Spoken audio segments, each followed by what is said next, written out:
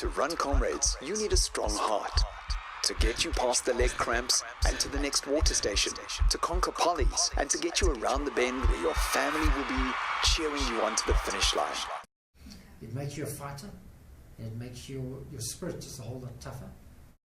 Last year was my best one because it's the first time I ran it with my wife. I felt so emotional. I felt like I was a winner.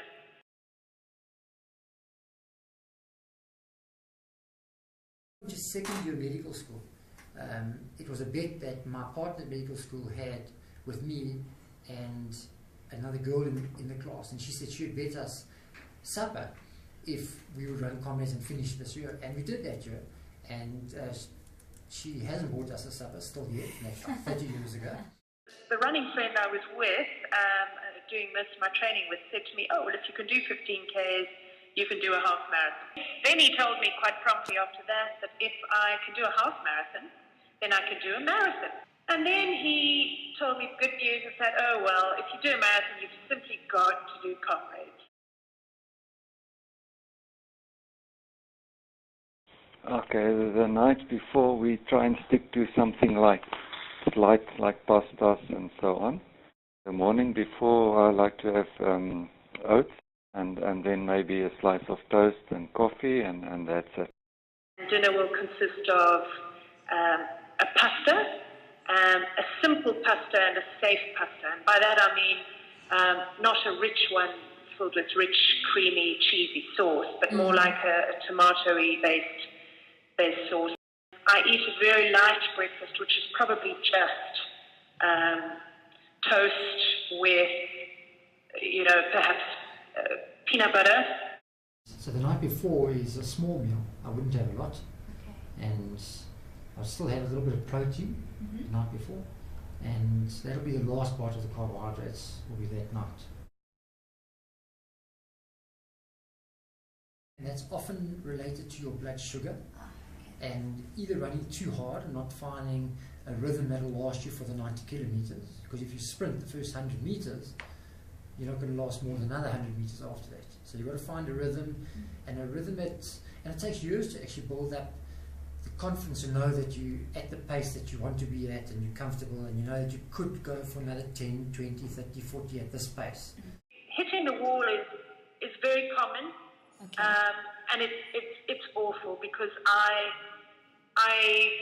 would say that the best description for that is you are absolutely sapped of all energy and all fuel, and it's like somebody's sucked it all from you, and you have nothing more to give, and you almost don't care. You just have to carry on, keep on walking, doesn't matter how slow it is, or moving forward.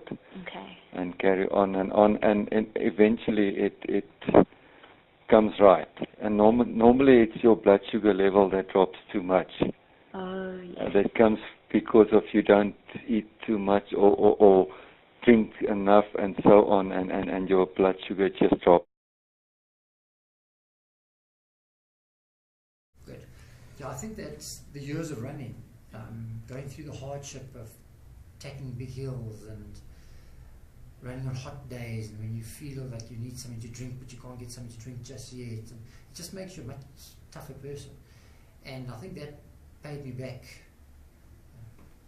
dearly, and then to know, and on that day that I needed it the most, and obviously the couple of months after that too. Yeah. I don't know. I go out with the perception to enjoy it. Okay. I'm setting goals in the back of my mind and that, but if I don't achieve it, but I still enjoy the race, I'm happy.